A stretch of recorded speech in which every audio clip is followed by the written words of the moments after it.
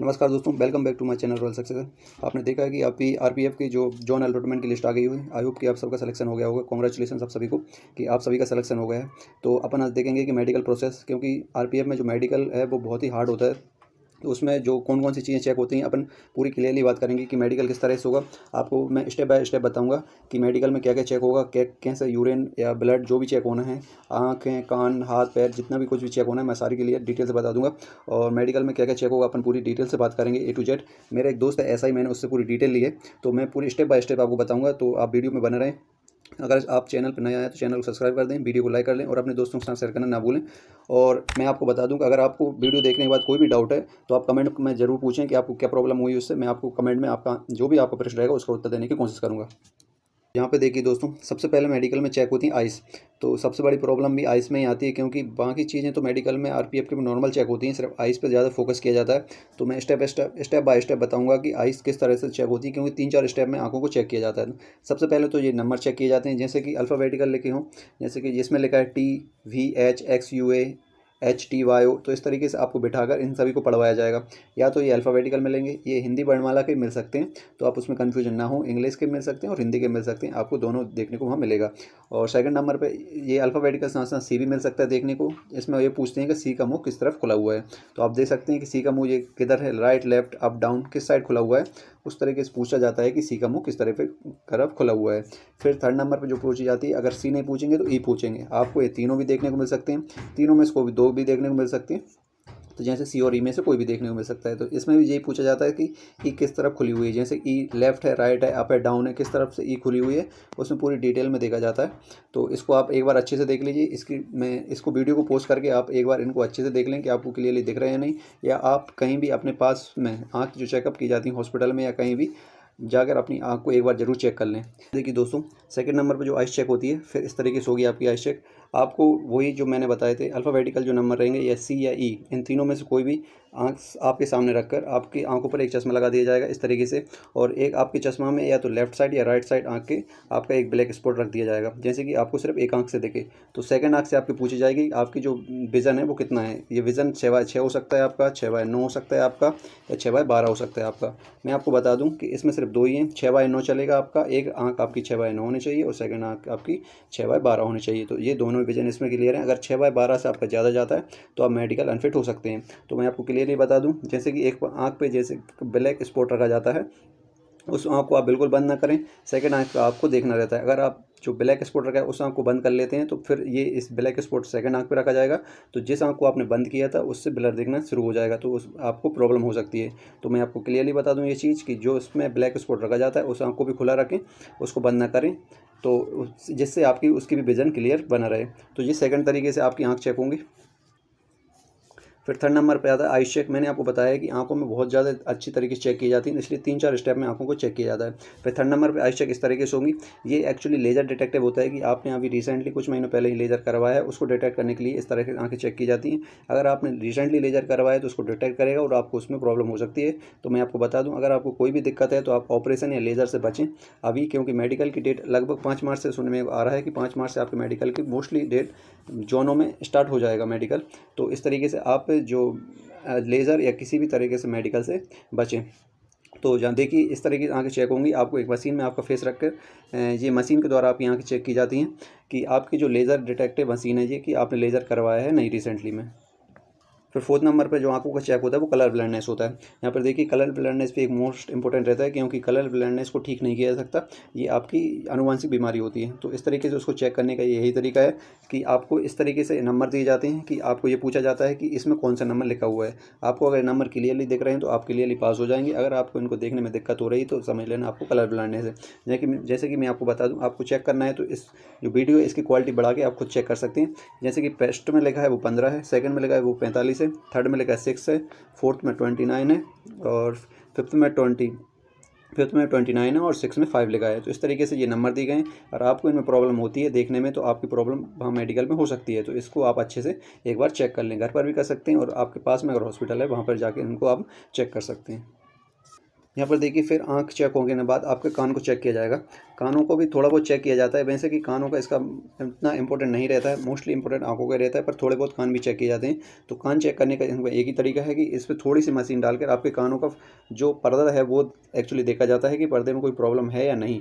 तो वैसे तो ये कानों की ज़्यादा दिक्कत होती नहीं है, मोस्टली लोग इसमें पास हो जाते हैं। अगर बाई चांस ज़्यादा ही प्रॉब्लम है कानों में तो ही दिक्कत होगी। तो इस तरीके से मैं आपको बता दूं, इस तरीके से आपके कान चेक होंगी। एक मशीन के द्वारा आपके कानों में हल्का सा डालकर उनको मशीन डॉक्टर ये चेक करेगा कि आपके पर्दे में कोई प्रॉब्लम है या नहीं। तो अगर आपके कान में थोड़ी भी प्रॉब्लम है या मैल वगैरह प्रॉब्लम है तो आप अभी पास के हॉस्पिटल में कहीं जाकर मैल को थोड़ा साफ़ करवा लें एक्चुअली, तो आपकी वो बहुत दिक्कत भी दूर हो जाएगी। तो इस तरीके से कान चेक होंगे आपके। नेक्स्ट मेडिकल जो प्रोसेस रहेगी वो आपकी दांतों की रहेगी। दांतों में भी ज़्यादा प्रॉब्लम नहीं होती, आप जैसे भी पास में हॉस्पिटल है वहाँ पर आप जाके दांतों को साफ़ करवा लें। वैसे कि दांतों में जहाँ टूटने मूटने का थोड़ा सा खतरा रहता है, वहाँ की और कोई प्रॉब्लम नहीं है। इस तरीके से आपके दांत चेक होंगे। एक डॉक्टर आपके पास आकर इस तरीके से आपके मुँह में जो दर्पण रहता है वो डाल के आपके दांत चेक करेगा कि दांत में कोई प्रॉब्लम है या नहीं। वैसे तो इसमें मेडिकल में, दांत वाले मेडिकल में कोई ज़्यादा प्रॉब्लम होती नहीं है। अभी जो SI का रिसेंटली मेडिकल हुआ है उसमें दांतों में और कान में किसी को बाहर नहीं किया गया है। आँखों में थोड़ी बहुत प्रॉब्लम हुई थी लेकिन वो भी क्लियर हो गई है। तो ये दांत और आँख का जो दांत का और कान का जो मेडिकल है वो तो हल्का फुल्का थोड़ा बहुत देखने को होता है। तो इस तरीके से आपके दांत चेक किए जाएंगे। प्रोसेस होती है आपकी हैंड की, हैंड मूवमेंट की ये प्रोसेस देखी जाती है कि आपका हैंड सही है या नहीं। यहाँ पर देखिए इसका हाथ मैं आपको क्लियरली बता दूं, यहाँ पर ये देखिए, यहाँ पर इसके हाथ दोनों मिले हुए हैं। जो टोनी है वहाँ से इसके हाथ यहाँ पर देखिए ये मिले हुए हैं, तो इसकी प्रॉब्लम है। ये यहाँ पर भी देखिए इसके भी हाथ मिले हुए हैं, यहाँ पर इसकी भी प्रॉब्लम है हाथों में। यहाँ पर देखिए इसके भी मिले हुए हैं, तो ये हाथों की प्रॉब्लम होती है। आप अपने घर पर भी ये चेक कर सकते हैं। और यहाँ पर देखिए इसके हाथ यहाँ पर जो कोनी है वहाँ से खुले हुए हैं, तो इसके हाथों में कोई दिक्कत नहीं है। तो मैं आपको बता दूँ, आप अपने हाथों को दोनों को इस तरीके से सीधा रख के यहाँ पर आप क्लियरली देख लीजिए। इस तरह के अपने हाथों को सीधा रख के आप चेक कर सकते हैं कि आपके हाथ जो मिले, यहाँ पर मिले हुए हैं, यहाँ पर नहीं मिले, यहाँ पर भी नहीं मिले। इस तरह से देख सकते हैं आपके हाथ मिले हुए हैं नहीं। अगर आपके हाथ पास पास में हैं, मिले हुए हैं, तो आपको प्रॉब्लम हो सकती है। तो उसको आप अभी से ठीक कर लें। और आपके नहीं मिले हैं तो आप क्लियरली हैंड मूवमेंट में पास हो जाएंगे। फिर नेक्स्ट आता है पैर का।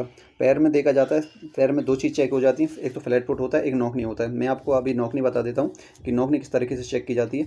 नौकनी चेक करने के सिर्फ यही तरीका है। सबसे फर्स्ट नंबर पे आता है ये नॉर्मल रहती है, सेकंड नंबर पर आता है ये ब्लो रहती है, मतलब थोड़ी बहुत रहेगी, और थर्ड नंबर पर जो है ये हाई नौकनी है। तो मैं आपको बता दूँ, जो नौकनी की प्रॉब्लम होगी आपको इस तरीके से पैर रखे जाएंगे पास पास में। यहाँ पर देखिए थर्ड नंबर पर इस तरीके से आपके पैर रखे जाएंगे। अगर आपके पैर यहाँ पर जुड़े हुए हैं, ये यहाँ पर आपके पैर जुड़ते हैं, तो समझ लीजिए आपकी नौकनी है, आपको प्रॉब्लम हो सकती है। ये आप घर पर भी चेक कर सकते हैं। सेकंड नंबर पर देखिए आप यहाँ पर इसने पास पास पैर रखे हुए हैं, लेकिन ये टकना है, यहाँ पर दूरी बहुत ज़्यादा है, इसमें भी प्रॉब्लम होती है। तो ये दोनों में आपको मेडिकल प्रॉब्लम हो सकती है। वैसे तो जो थर्ड नंबर की है इसमें तो आपको क्लियरली बाहर कर दिया जाएगा। सेकंड नंबर की ये इसमें डॉक्टर के ऊपर डिपेंड करता है कि उसका क्या निर्णय रहता है। और थर्ड नंबर के जो नौकनी दी है ये तो क्लियरली है, नॉर्मल पैर होता है उस तरीके से है, तो इसमें आप क्लियरली पास हो जाएंगे। तो आप यहाँ आप एकदम क्लियर रूप से देख सकते हैं कि फर्स्ट नंबर में आप क्लियरली पास हो जाएंगे। सेकंड नंबर का जो है, सेकंड नंबर में ये डॉक्टर के ऊपर डिपेंड करेगा, क्योंकि कभी कभी डॉक्टर खड़ूस रहते हैं वहाँ पर एक्चुअली, तो वो प्रॉब्लम क्रिएट कर सकते हैं और वैसे नॉर्मली पास हो जाएंगे। परंतु जो थर्ड नंबर की ये क्लियरली नौकनी है, इसमें आप फेल हो सकते हैं। तो आप अपने ये घर पर भी चेक कर सकते हैं। पैरों में जो आता है वो फ्लैट फुट आता है। फ्लैट फुट आता है, फ्लैट फुट को चेक करने का ये तरीका है। आप देखिए यहाँ पर ये तीन तरीके से फ्लैट फुट दें, फर्स्ट, सेकंड और थर्ड। फर्स्ट नंबर पर जो है वो नॉर्मल फुट होता है, मतलब इसमें आप घर पर भी चेक कर सकते हैं। आप अपने पैरों को पानी में भिगोकर जो समतल ज़मीन रहता है उस पर रख कर देखिए। अगर आपके ऐसे पैर बनते हैं तो समझ लीजिए आपके पैर सही है, ये फ्लैट फुट है। ये जहाँ पर देख सकते हैं आप, ये फ्लैट फुट बनता है। और ये सेकंड नंबर का है और ये थर्ड नंबर का है। थर्ड नंबर पर आप देख सकते हैं कि फ्लैट फुट में जो हाईली फुट होता है वो बनता है कि जो पैरों का जो बीच में गैप है, यहाँ पर देखिए ये गैप नहीं दिखता, मतलब कि आगे के पंजे और पीछे की एड़ी दोनों ही ज़मीन से टक होती हैं। और जो नॉर्मल फुट होता है वो सेकंड नंबर का है। सेकंड नंबर पर देखिए यहाँ पर ये बीच में थोड़ा सा गैप रहता है और इधर से ज़मीन के पास में रखा रह सकता है। तो ये आप देख सकते हैं कि जो नॉर्मल फुट होता है वो इस तरीके से होता है सेकंड नंबर पर, और जो फ्लैट फुट होगा वो फर्स्ट नंबर का इस तरीके से होगा। तो मैं आपको क्लियरली बता दूं, जो फ्लैट फुट होगा वो फर्स्ट नंबर रहेगा, इस पर आप फेल हो जाएंगे, क्लियरली बाहर हो जाएंगे। और सेकंड नंबर पर रहेगा, इस पर आप पास होंगे आप, ये क्योंकि नॉर्मल फुट रहता है। और थर्ड नंबर पर जो हाईली फुट है इसमें भी आप फेल होने के चांसेस रहते हैं, क्योंकि ये बीच में यहाँ पर बहुत ज़्यादा गैप रहता है, सिर्फ एड़ी और पंजे ही ज़मीन पर रखे रहते हैं। तो आप देख सकते हैं फर्स्ट नंबर पर आप फेल हो जाएंगे। सेकंड नंबर का जो नॉर्मल फुट रहता है उसमें पास होंगे आप। और थर्ड नंबर पर जो फ्लैट फुट रहेगा, हाईली फ्लैट फुट रहेगा, इस पर भी आप फेल होने के चांस ज़्यादा हैं। तो आप देख सकते हैं कि सिर्फ सेकंड नंबर में ही आप फ्लैट फुट में पास होंगे। इस तरीके से आप इसको घर पर भी चेक कर सकते हैं। में देखा जाता है आपका टैटू। बहुत सारे लोगों की कमेंट भी आई थी मेरे पास कि सर टैटू के बारे में क्या प्रॉब्लम है, उसको भी आप एकदम से क्लियर कर लीजिए। तो मैं टैटू के बारे में आपको बता दूं। टैटू जैसे कि आप सैल्यूट करते हैं, कि जैसे कि आपका सैल्यूट में जो राइट हैंड जाता है, यहाँ पर देखिए आप राइट हैंड को, यहाँ पर अगर टैटू आपके सैल्यूट करने में बाहर की ऊपर उभर के दिखता है, मतलब सैल्यूट करने में आपका टैटू बाहर की ओर सामने वाला देख सकता है, तो आपको उसमें प्रॉब्लम होती है, उसमें आपको टैटू में बाहर कर दिया जाएगा। अगर आपके सेकंड हैंड में टैटू है तो आपको कोई प्रॉब्लम नहीं होगी। अगर ये टोनी के ऊपर टैटू है तब भी आपको कोई प्रॉब्लम नहीं होगी, क्योंकि ये टोनी के ऊपर जो टैटू रहता है उसमें कोई प्रॉब्लम नहीं होती, वो छिपा हुआ रहता है। तो आप देख सकते हैं कि सैल्यूट करने में जो टैटू बाहर दिखता है उसी में प्रॉब्लम होगी। जैसे कि ये हाथ है, इसके ऊपर कोई टैटू रहेगा और सैल्यूट करने में वो बाहर दिखेगा, तो उसमें प्रॉब्लम हो सकती है। और ये हाथ के बीच में भी यहाँ पर कोई टैटू रहेगा, यहाँ पर आप क्लियरली देख लीजिए, अगर यहाँ पर टैटू रहेगा तो भी आपको प्रॉब्लम हो सकती है। अगर टोनी के ऊपर टैटू है तो आपकी कोई प्रॉब्लम नहीं है। अगर बॉडी में और कहीं भी टैटू है तो वो नॉर्मली चल जाता है, कोई प्रॉब्लम नहीं है। तो ये टैटू के बारे में है, तो इसको आप एक बार क्लियरली अच्छे से देख लें।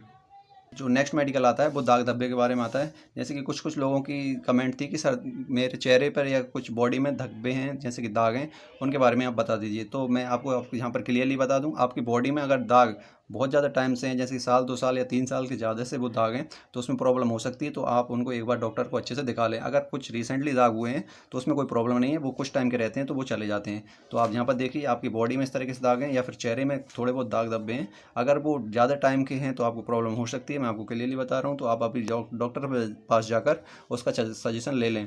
अगर ये थोड़े टाइम के हैं, कुछ महीने पहले के हैं, तो उसकी कोई दिक्कत नहीं है, वो जल्दी चले जाएंगे और उसमें भी आप पास हो जाएंगे। तो जो मेडिकल प्रोसेस रहेगी वो आपकी बीपी की रहेगी। बीपी चेक किया जाता है इस तरीके से, ये बीपी की मशीन रहेगी। नॉर्मल बीपी और हाई बीपी ये दोनों चेक किए जाते हैं। बीपी तो वैसे नॉर्मली बढ़ता घटता रहता है, क्योंकि ये आपके जीवन का सवाल है, मेडिकल प्रोसेस है, क्योंकि आप फिजिकल और एग्जाम दोनों पास करके आए हुए हैं और आप थोड़े बहुत नर्वस रहते हैं, इसलिए बीपी हाई और लो होता रहता है। मैं आपको बता दूं कि वहाँ पर आपको 4 से 5 दिन रोका जाएगा और ये आप अपने खर्चे पर जाएंगे। तो वहाँ पर आपके अगर फर्स्ट डे बीपी में कोई प्रॉब्लम आती है तो आप सेकंड डे वहाँ पर चेक करवा सकते हैं और थर्ड डे भी जाकर आप चेक करवा सकते हैं। तो क्योंकि वो 1-2 दिन में नॉर्मल हो जाता है, तो बीपी वाली कोई प्रॉब्लम नहीं। इस तरीके से आपका बीपी चेक किया जाएगा। आपका बीपी थोड़ा बहुत बढ़ता है घटता भी है, तो उसमें वो पास कर देंगे, आपकी कोई प्रॉब्लम क्रिएट नहीं करेंगे। नेक्स्ट प्रोसेस जो रहेगी वो शुगर की रहेगी। शुगर इस तरीके से आपका चेक किया जाएगा। आपके ब्लड निकाल के, हल्की सा ब्लड निकाल के वो मशीन से शुगर चेक करेंगे। शुगर की अगर ज़्यादा प्रॉब्लम है तो वो वहाँ पर डिटेक्ट हो जाएगी, तो वहाँ पर वो थोड़ा बहुत आपको जो ग्लूकोज वगैरह हैं वो लेने का या फिर छोड़ने का सजेशन देंगे। तो वहाँ 1-2 दिन में आप खाना पीना आप सुधार कर वहाँ पर आप शुगर को कंट्रोल कर सकते हैं। तो शुगर में और बीपी में ऐसी कोई दिक्कत नहीं होती है। तो आप इसको भी क्लियरली देख लें कि शुगर इस तरीके से चेक होगा और इसमें कोई दिक्कत नहीं है और टेंशन लेने वाली भी कोई बात नहीं है। नेक्स्ट जो मेडिकल प्रोसेस रहेगी वो एक्सरे रहेगी। एक्सरे आपको दोनों साइड का होगा, एक तो फ्रंट साइड का रहेगा और एक बैक साइड का रहेगा। फ्रंट साइड का जो एक्सरे रहेगा वो चेस्ट का होगा और बैक साइड का आपका एक्सरे रहेगा वो आपकी रीढ़ की हड्डी पीठ का रहेगा। तो एक्सरे में अगर आपका टूटा फूटा कोई चेस्ट में प्रॉब्लम है या हाथ में कोई प्रॉब्लम है, ज़्यादा पहले टूटा हुआ है और क्लियरली दिख रहा है, तो एक्सरे में वो डिटेक्ट होगा और आपको उसमें प्रॉब्लम हो सकती है। मैं ऐसा बता रहा हूँ। और आपको अगर थोड़ी सी प्रॉब्लम है और बाहर वो नहीं दिख रहा है तो इसमें कोई प्रॉब्लम नहीं है। तो इस तरीके आपका एक्सरे भी किया जाएगा। वहाँ पर चेस्ट का एक्सरे होगा और वो क्लियरली देखेंगे कि उसके चेस्ट में कोई प्रॉब्लम है या नहीं। और बैक में भी आपके चेक किया जाता है कि बैक में जो रीढ़ की हड्डी है उसमें कोई प्रॉब्लम आ रही है नहीं। तो इस तरीके से आपको एक्सरे किया जाएगा। नेक्स्ट जो मेडिकल प्रोसेस रहती है वो यूरिन की रहती है। यूरिन भी वहाँ पर नॉर्मली चेक किया जाता है कि आपके यूरिन में कोई प्रॉब्लम है या नहीं बॉडी में। तो इस तरीके से वो चेक करते हैं।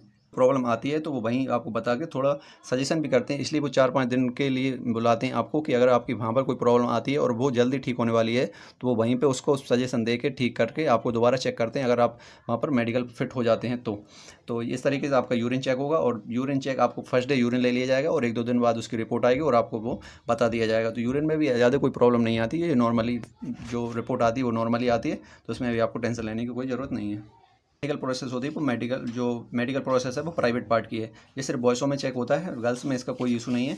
तो बॉयज़ में भी मेडिकल चेकअप में जो प्राइवेट पार्ट का चेकअप होता है वो भी नॉर्मली होता है। मेरा अभी दोस्त हुआ है एसआई में रिसेंटली, तो उसी ने बताया है कि एक आपको कमरे में ले जाकर आपको जो आपने पहना हुआ है शॉर्ट्स वगैरह उसको उतार के देखते हैं और सिर्फ टच मैच वगैरह कुछ नहीं करते, सिर्फ उतार के देखा जाता है और बाकी आपको पहना दिया जाता है। मतलब कि जो प्राइवेट पार्ट चेक होता है वो कोई भी टच करके या आपको टच करके नहीं किया जाएगा, वो दूर से ही चेक करते हैं कोई दिक्कत है या नहीं। अगर बाहर कोई दिक्कत दिखती है उन्हें दूर से ही, तो वो थोड़ा बहुत बाद में जाके आपको चेक करेंगे। अगर दूर से कोई दिक्कत नहीं दिखती है तो कोई प्रॉब्लम नहीं है। तो इस तरीके से आप देख सकते हैं आपकी पूरी मेडिकल प्रोसेस इसी तरीके से रहेगी। ए टू जेड मैंने आपको बता दिया है कि सबसे ज़्यादा आपकी आंखें चेक होंगी, आंख पे ही आप फोकस किया जाएगा। तो इस तरीके से अगर आपकी आंख में अभी कुछ प्रॉब्लम है तो आप अपने डॉक्टर से सजेशन लेकर ड्रॉप वगैरह कुछ भी ले सकते हैं। फिर आपके कान, दांत, हाथ, जो भी तरीके से टैटू वगैरह आपके एल्बो चेक होगी, जो भी चीज़ें हैं आपकी क्लियरली चेक होंगी। तो इस तरीके से आप पूरी मेडिकल प्रोसेस यही होनी है। मैंने अपने दोस्त से सजेशन करके आपको क्लियरली पूरी बात बताई है। तो इस तरीके से आप पूरी वीडियो को A to Z देख लें, अपने दोस्तों के साथ भी शेयर करना ना भूलें। तो ठीक है दोस्तों, मिलते हैं अपने नेक्स्ट वीडियो में। और आपको अगर वीडियो पसंद आई है तो वीडियो को लाइक करें, चैनल सब्सक्राइब कर लें और अपने दोस्तों को शेयर करना ना भूलें। मिलते हैं नेक्स्ट वीडियो में, तब तक जय हिंद, जय भारत।